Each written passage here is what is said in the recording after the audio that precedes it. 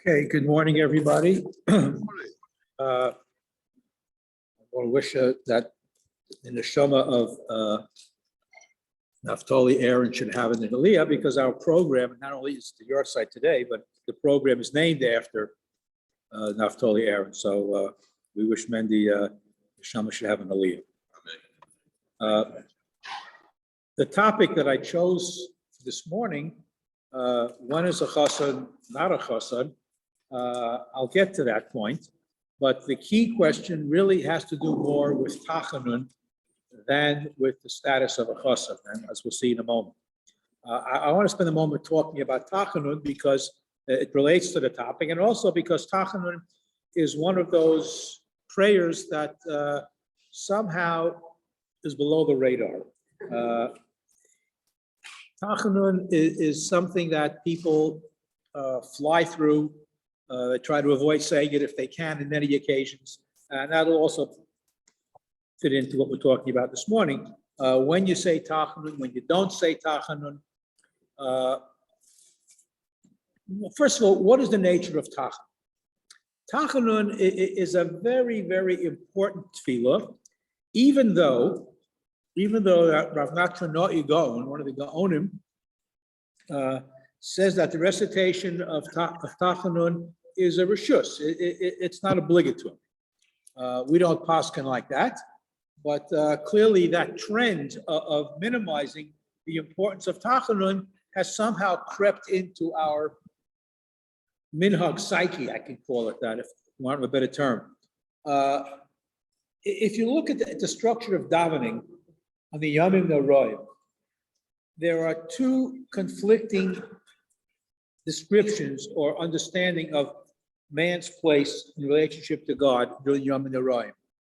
On the one hand, who are we to ask God for anything? I'm dust. I'm not. How can I approach God to ask God to do something for me?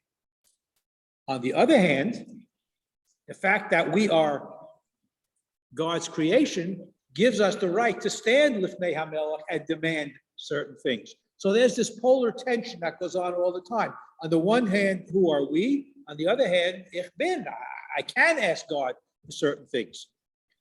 That's the structure of Yom Noraim. During the week, it's a little bit different. Question already? Yeah. Yeah. Can we ask God from the standpoint of compassion? We're not righteous, but of course. The whole basis of our request is based on compassion. Obviously, God created us, therefore God should have mercy on us. We'll get to that in a moment. But in our davening, the key part of davening is the Amidah, the Shemona Esrei. And the Shemona Esrei is divided into three parts: Shevach, Bakasha, and Hodah. The first three brachos are praising God. The intermediate brachos are requests for different things.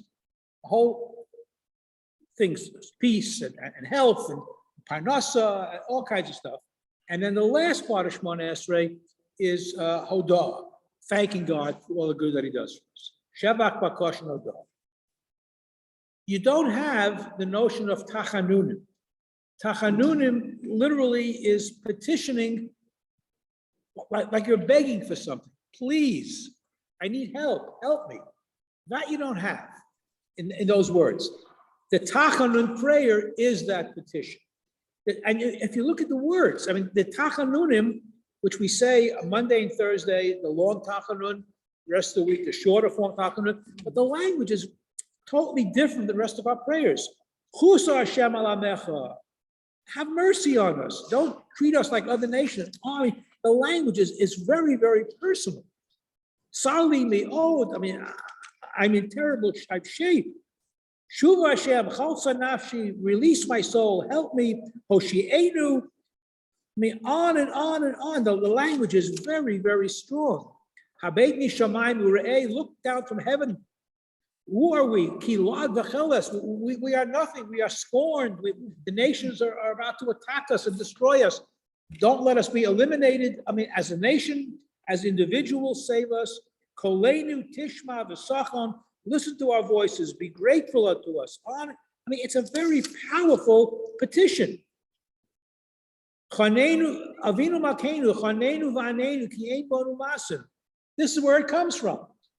have mercy on us, answer us, even though we're not worthy. Ein banu masa, aseh imanu tzedakah v'chesed. In other words, treat us with charity, and we don't deserve it, but treat us kindly. I mean, this is the whole theme, the word itself, the word tachanun. The word tachanun, petitioning. Very powerful language that we say in the shul on Monday and Thursday, and a shorter form for the rest of the week. Now, the minhag has crept into the halachic corpus of that on two different occasions, we don't say tachanun. We don't say tachanun, for example, in a base ovel, because an ovel is already pretty sad. An ovel is already dealing with a lot of issues, asking God to have mercy, to be more introspective during the week of Shiva. So on a base ovel, we don't say tachanun. When there's tragedy, when there's sadness, we don't say tachanun. And that's a whole psychological framework why when a person is in the midst of terrible sadness and grief, you don't pile it on and say, maybe I deserved it. Maybe I did something wrong, so my parents should have died, or so forth. You don't want to pile it on. So in a base ovel, you don't say it. On the other hand, if there's simcha, if there's a bris, if there's a chassan, that's when we get to our topic, then we also don't say tachanun, because when you're in the midst of great joy, you don't want to spoil the mood. We can ask God for things, we can praise God, but to say, God have mercy on me, God be kind to me, I'm suffering. When you're in a simcha mood, you don't want to change the theme of the simcha. So both of those things, two opposites, tragedy and joy, eliminates the need, apparently, to say tachanun. Yes.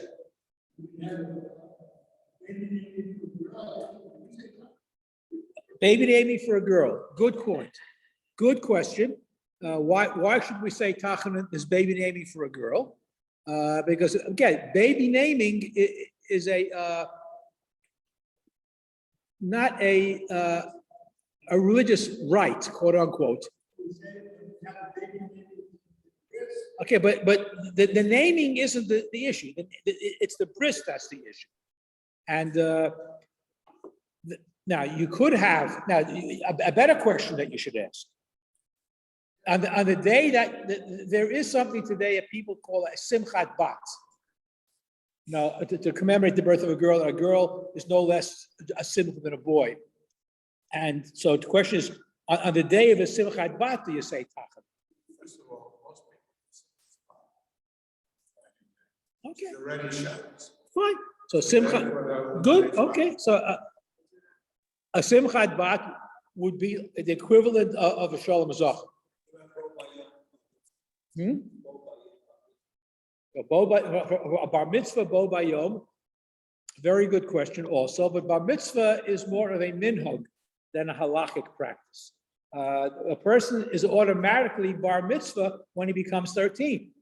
You don't need a special ceremony to proclaim. Now we give the kid an aliyah so everybody knows. Now you can count him in the meeting. That's the purpose of a bar mitzvah boy getting an aliyah.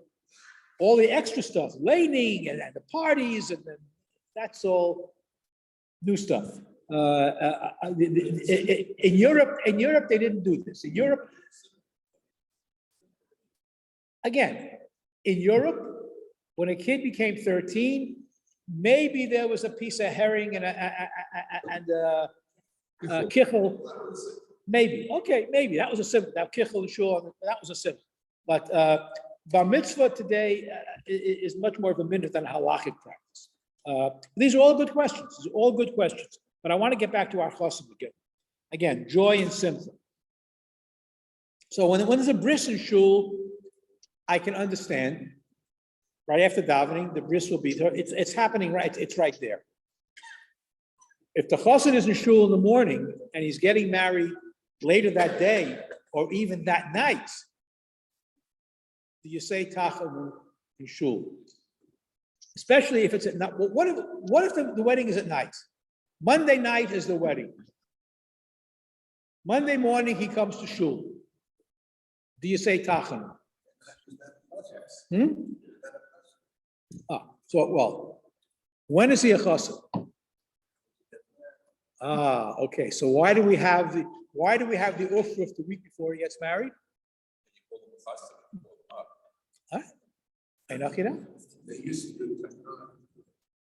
So let's try to back up a little bit. First of all, the earliest discussion of this actually goes back to the Rishonim, 15th century, 14th century. Trumas Hadeshen is in Austria, and he deals with this question: when is a chassan a chassan? And he tries to prove that the day of the wedding, in other words, if I'm going to get married 4 o'clock on a Wednesday afternoon, so that entire day is considered the day of the chassan, and because it's his simcha, his personal simcha, the community shares in his personal simcha. So that day, you wouldn't say tachanun, because it's a yom simcha for the chassan, and the community shares. It's a communal simcha. Now, there is some discussion whether it's only at mincha time, which is close to the afternoon when he gets married, or does it include shacharis as well? So generally speaking, in the Ashkenazic communities, shacharis, mincha, that whole day is considered his simcha. And that Trumas Hadeshen brings this whole discussion. The Radvaz, contemporary, but he lived in, I believe, Algiers, or Algeria. I almost get it mixed up. But the Radvaz representing the Sephardic community says, I never heard of this minhag. What kind of nonsense is that?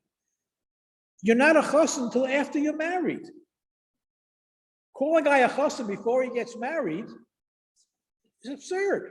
It's like calling a bar mitzvah boy a bar mitzvah before he becomes 13. He's not, and point of fact, when do the Sephardim do the ufruf? The Shabbos after he gets married, because you're not a chassan until then. What? He's a chassan that week. Well, if he comes to shul, the Sephardim probably, I don't recall being in the shul where there was a chassan during this week of Shabbat Brachos, but I would imagine if they're being consistent, then they wouldn't say tachanun all week long if he's in shul during the week of Shabbat Brachos, but the week afterwards. And the Ashkenazic community, did they do that also? I don't know. During Shabbat Brachos, you don't say tachanun. All right, so that's consistent. But not to say tachanun the day before he gets married doesn't make sense. Doesn't make sense. Now, the fact is, and we discussed this many times, in terms of the evolution of minhagim. The Shulchan Aruch, the Ramah bring this down as a practice. I'm not saying necessarily a halachic practice, but they bring down the fact that chasan b'yom chupaso, you don't say tachanun. Which again, if the kala is in shul, these are all very good questions. So the chassan, technically, according, if I understood you correctly, shouldn't really be called a chassan. That's correct. Until the chassan takes place. Correct. So then, why do many shuls, including here, call it the ufruf? Yeah. Yeah, but that's not Because that happens to be the Ashkenazic minhag. say like Arab. This is the Ashkenazic minhag. The What was Ashkenazic minhag. Wally, what was that? Why do we call him a chassan? He's not a chassan. Sheva Brachos, we call him not Sheva, the ufruf, Ya'amod HaChassan, and so forth. He's not a chassan. He's not a chassan. I mean, but the minhag Ashkenaz, again, here is a case, another example of money that we discussed, where a minhag becomes accepted as the normal practice. I won't call it a halachic practice, but it becomes the normal practice in most Ashkenazic shuls, that the week before the wedding, he gets called up as hachassan. Yes, Mr. Moses. Yes. Yes. What happens is getting married. Oh, good. So that's what this question is all about. I came across this question, and that's what goes into all the details. What if the guy's getting married at night? Is the day before considered the day of his wedding? It's not. If he's getting married after dark on a Wednesday night or Tuesday night, he's getting married after dark, and it's not Rosh Chodesh. Shacharis and Mincha, the day before the wedding, what's the status? Do you say Tachanun and Shul or not? And there's a whole fascinating tshuva about this.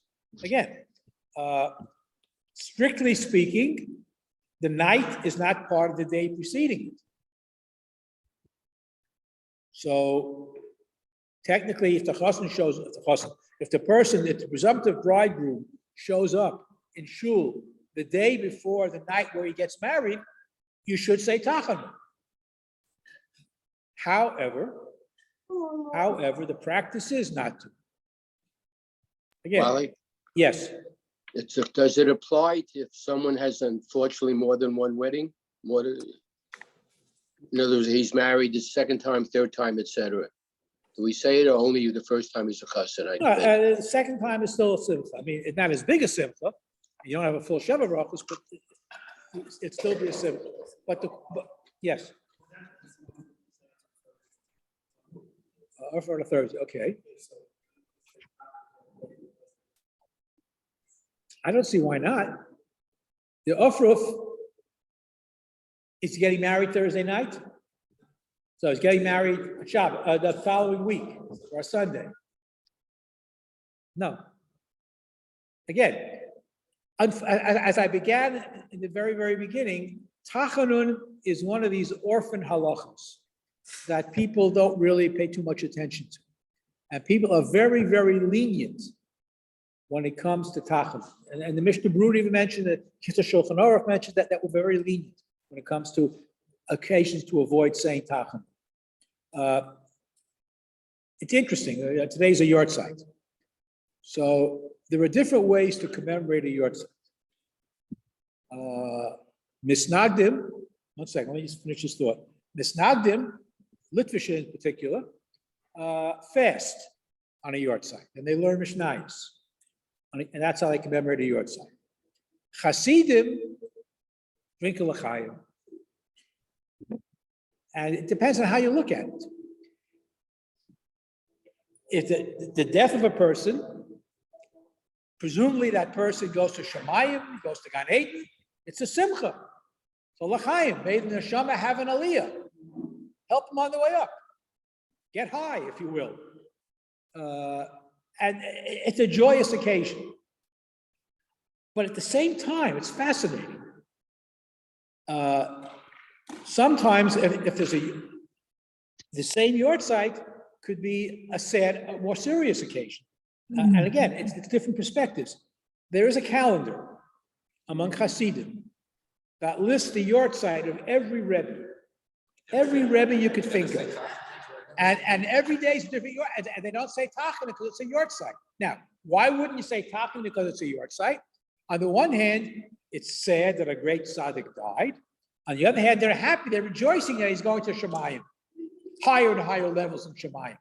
So there is such a calendar. And if you get, every once in a while, I'm in a place where they get the Flatbush Jewish News.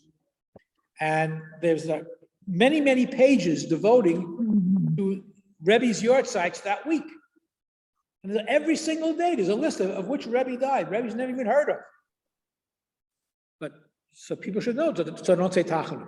It's one of those strange halachos. I'm sorry, Sam was ahead of you. Yes, Sam. What was your question?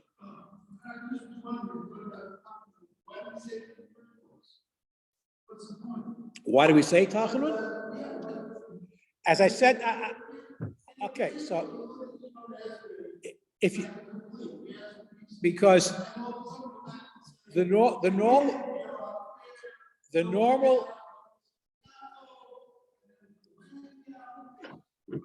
I don't know if you're in the introductory notes, comments that I made.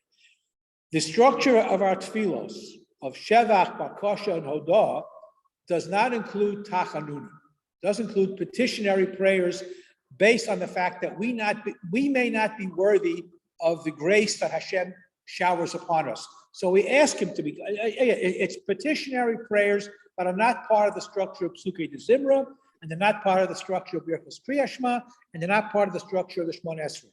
These are petitionary prayers that, if you look at the words and you say very carefully, is very, very different from the rest of our davening. Now, should we not want to say these prayers? If you are, again, there's this tension. If there's simcha or if there's tragedy, either of those two polar opposites, then the framework for saying petitionary prayers seems to dissolve. Because you're too involved either in the joy or the tragedy, like a Beis Ovel, so you don't say Tachanun there.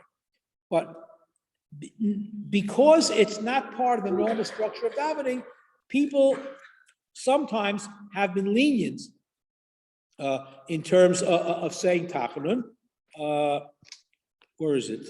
The Mishnah Berurah says Yesh Mekilim. The Kitzur Shulchan Aruch says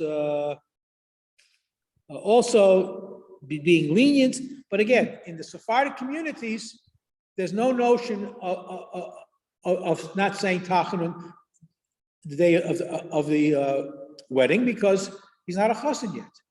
The simcha hasn't begun yet. In Ashkenazi communities, we anticipate the simcha. In Sephardic communities, they wait until after the wedding. Yes.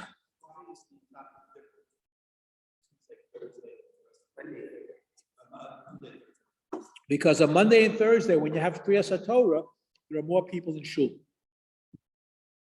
During the week, people have to go to work, and we don't want to keep them there for too long.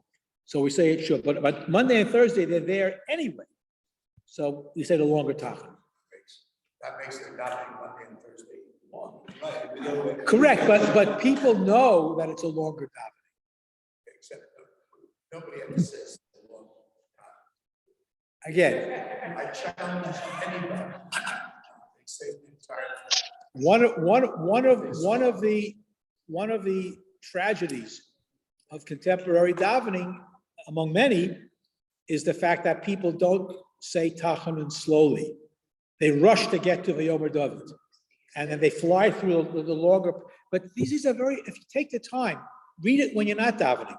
These are very powerful words that we're saying. And you know, David HaMelech prayed out to Hashem when he was in tragedy, and it's a very powerful words that you don't have. It's a totally different structure than the rest of davening, and it's worth, you know, each line there is gold if you look at it carefully. But as far as the chassid is concerned, strictly speaking, la halacha, if he's getting married at night, then you probably would not have to skip Tachanun that morning in shul. Mincha could go either way. However, there are many poskim who would say that even though he's getting married at night and it's technically not part of the day, you'd still skip Tachanun. And what's it based on? So before I get to your question, so it's based on a totally interesting concept having to do with Pesach. Because Pesach, when does Pesach begin? Pesach does not begin at the Seder. Pesach begins the afternoon, the day before Pesach, because you have to shech the korban Pesach in the afternoon. So that entire day prior to Pesach is like a quasi-yontif.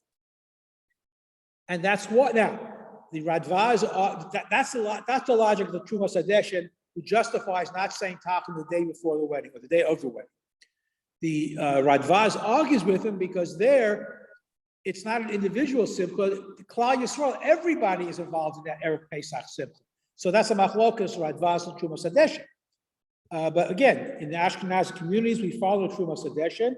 And for example, if a person gets married, well, let me give you a different example. Sheva Brachos, the last day of Sheva Brachos is Shabbos. The last day of Sheva Brachos is Shabbos. And you finish benching, it's dark already. Do you still say Sheva Brachos and would say in benching? The answer is yes, because we go after the beginning. And when the beginning on Shalosh Shudas, it was still Shabbos, it was still the last day of Sheva Brachos. So that continues. It continues with the Chassan as long as you're still part of that. You haven't benched yet, you haven't concluded the day yet. Like, the day is over when you make Havdalah, technically. So even though it's already dark, it's still Shabbos. When you're Ma'achrin Esa Shabbos. So based on that concept as well, they rely on this heter to give the chassan the shared joy of his upcoming wedding and not say tachan. A more serious question, and I'll get to in a minute, is if you have, I'm just a train of thought. If you have a chassan who's getting married Saturday night, he's getting married on Saturday night.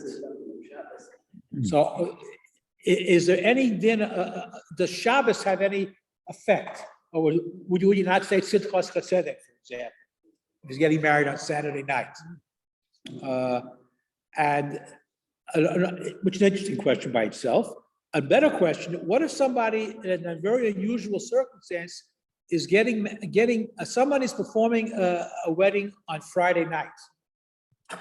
The famous case of the Rabbi did that once.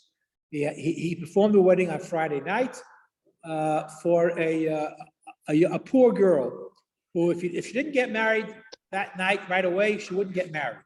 It's very strange. It caused a major controversy. But if you're getting married on Friday night, would you not say Tachan and Shabbat Friday Mincha? I mean, these are fascinating questions that are all based on minhag of the simcha of the chassan carrying. Does it go forward? How far does it go forward? How far does it go backward? And it depends on how you view the nature of that simcha. Yeah. Well, wasn't there a time in history that used to celebrate someone died? It was because you go into Olam Haba, and then what happened? The rabbis kind of asked for someone got to have it. No. Where people used to say never happened. No. I remember learning that with somebody. No. You don't celebrate a person's death. I mean, we hope that the whole reason that we only say Kaddish for 11 months, because Mishpat Rishon Gehenim Yud Beis Chodesh. So we assume that our dearly departed are not Rishayim, and therefore we only say Kaddish for 11 months, not 12 months. But we never look upon death as a happy occasion. That's not a Jewish perspective. If you go to the good place, you should. No, because when a person dies, he doesn't have the opportunity to do mitzvahs anymore. For example, if you are in the habit of wearing your tzitzis out, okay? When you go to a cemetery, you have to tuck it in. Why? Because you don't want it to be lo egel rosh. You don't want to make fun of those people who are dead in the cemetery who can't do mitzvahs anymore. It's a very strong practice. And not everybody does it necessarily, but they should. Yeah, I mean, it's called being lo egel rosh. You don't want to make fun of those who are dead who can't wear tzitzis anymore. And as a matter of fact, when the Chevra Kadisha prepares a person for burial, and on top of the tachrichim, if it's a man, they put his talus, but they cut off one of the tzitzis because a dead person can't observe mitzvahs. So clearly, we don't celebrate death. Now, again, Hasidim might have a different take in terms of a yortzeit. They want to celebrate the elevation of a tzaddik to a higher realm. But clearly, you have a machlokas Ashkenazim and Sfardim in terms of how you view. Wally? Also, but a chassan, one of the important takeaways is that you're not really a chassan until after the wedding. Yes. We put Svarim in the Aron. You put Svarim not in the Aron, in the kever. Okay. You don't put it in the Aron. You bury it. You bury Svarim in general. So you bury it with a person as a schus. But you don't put it in the Aron. You put it in the grave, but not in the Aron. That's for sure. Nothing else goes in the Aron. Yes. I have two questions. One, this is something you just said, but I'll ask my thing first. When you said about someone who, their minhag is to rip the teeth from the child's foot out. Right. When you go to a cemetery, you should Tuck it in. Correct. Is that a cemetery that is loud, or if you're going to the funeral of a male as opposed to? Cemetery Bechlal. Okay, and the other thing that you just said is you don't put it in the aron, you put it in the kever. Correct. Okay, in Eretz Israel, there is no aron. Like if as far as. Correct. All right. Correct. It'd be right next to them on the slab in the ground. Right. So that they would put it in the kever, they would put it in the kever with the body, but they wouldn't put the svarim, on top of the, right on top of the body, stuff like that. Wrap it inside the shroud. Anyhow, it's a fascinating, again, the basic machlokas, Radbaz and Tumas Hadesha, brought down in Shulchan Aruch and Ramah, and Mishnah Berurah, Shkos Shona, that we are making, the only real halakhic machlokas is not so much in Shacharis, but really whether it should be at Shacharis or Mincha, where you don't say Tachanun. In other words, is it the whole day? Is it the part of davening closest to the chuppah? These are all fascinating shalos, but generally the minhag is the day of the wedding, even if the wedding is going to be at night. You would not say Tachanun. So we come to a request. And after crossing stitch, then after Davening Mincha. attacking, they're gonna daven. Right, you don't say Tachanun. So it's clear that you don't say daven. Correct. But again, at a Sephardic wedding, at Mincha, they would say Tachanun, because he has no chassan yet. Although you could argue it's at the wedding, so maybe, again, in a situation, I don't recall being at a Sephardic wedding at Mincha time davening, whether they said Tachanun or not, but I could see very clearly that you're at the wedding itself, so there's a general theme or feeling of simcha there, and I could see where even Sephardim might not say Tachanun at Mincha if it's before the chuppah. If it's after the chuppah, certainly you don't say Tachanun. Very, sometimes, depending, if it's an afternoon wedding, you might say Tachanun after the chuppah. So the Sephardic wedding, as well as an Ashkenazic wedding, you wouldn't say Tachanun, even if the chassan is not in the room physically. Okay, we should only have simchas. Amen. Have a great day. Amen. Sky, thank you. Thank you. Thank you, everyone. Yeah, thank you.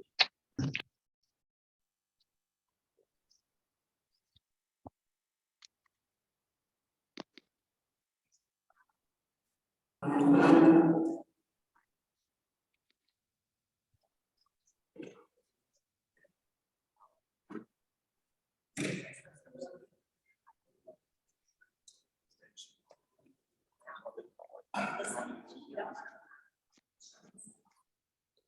can't get rid of him.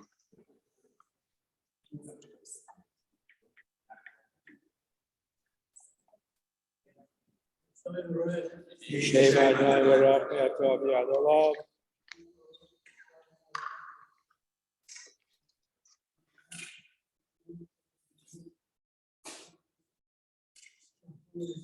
Baruch Shekal Mishalot Kavod Chayinu.